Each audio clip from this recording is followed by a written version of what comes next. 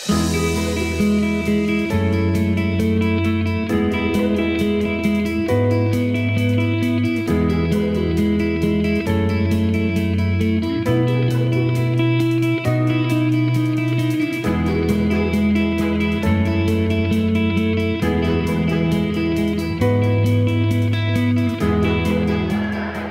araw po. Ako si Perlita Reyes, program member ng KMBI San Carlos Branch.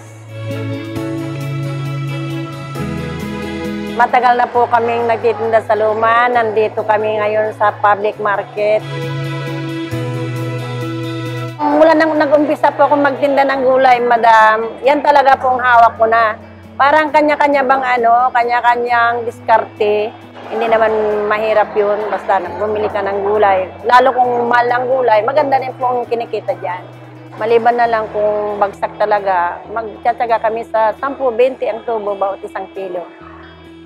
Ay, pag maganda to talaga, madam, at singit ang gulay, hindi naman sa pagmamayabang, nakikita rin namin yung mga pinuhulog namin, mga pang-araw-araw namin. Basta yung takma lang, huwag na yung masyadong malaki ang sasabihin, baka mamaya sabihin mayabang. Nag-recruit po ang mga KMBI members, si Madam Recelin po. At inalok po niya akong pumasok sa KMBI. Siyempre, nangangailangan tayo ng dagdagunan sa ating negosyo. Tsaka, hindi mabigat sa bulsa. Kasi 6 months to pay yun. Tapos may mga insurance pa po. Nagustuhan ko naman po hanggang ako na ang kinuha na presidente nila. Hanggang ngayon ako pa rin. Maganda po ang simula namin nang pumasok kami dito sa KMBI. Ay maganda po ang KMBI, ma'am. Ang daming mga benepisyo na binibigay. Tapos maraming natutulungan talaga. Dahil sa mura ng interest ng kanilang binibigay na paulo. Ay, masaya po. Ang saya-saya talaga. Ang dami nilang mga activities na napupuntahan ako dyan. May mga Christmas, kung ano-ano. Kaya sabi ko sa mga kasama ko, sumali kayo pag may mga okasyon sa KMBI dahil masaya. Marami na po akong naipundar dyan sa pagtitinda ng gulay. Nakapagpaayos po kami ng bahay. Tsaka yung mga apo ko na sa akin, natutulungan ko pa, pati mga anak ko na may pamilya, nabibigyan ko rin sila. Natutulungan ko dahil lang sa pagtitinda ko ng gulay.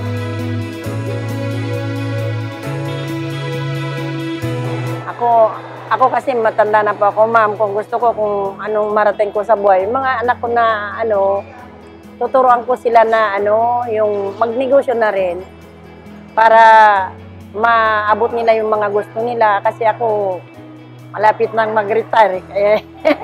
Pagkaya ko pa, okay lang. Pero gusto ko talaga umangat pa, umangat ng umangat. Masayang-masaya ang buhay dito sa palengke. Kasi malayo ka sa gutom talaga dahil marami kang makikita makakain. Kaya enjoy na enjoy kami dito. Habang alas 4 ng madaling araw, dito na kami. Hanggang mamayang gabi pa. Walang problema yung pagod, madam. Importante may pera.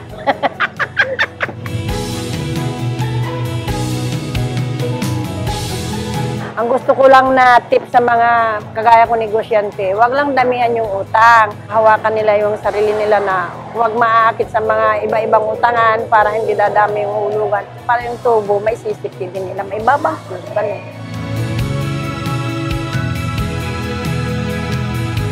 Yung successful na negosyante, ang alam ko dyan, madam, talaga yung ingatan mo ang iyong negosyo. Maliit man o malaki, basta sa pag-iingat yan. Nasa paghahawak ng pera, magbabudget ka talaga. Kung meron kang pera, dapat nagtatabi ka na rin. Tutubo ka ng 500, itabi mo na. Tapos yung iba na lang, gagastusin. Hindi ba gastos? Kasi kung magastos ka, malit yung tinubo mo, tapos sinubran mo pang gastos, talagang wala.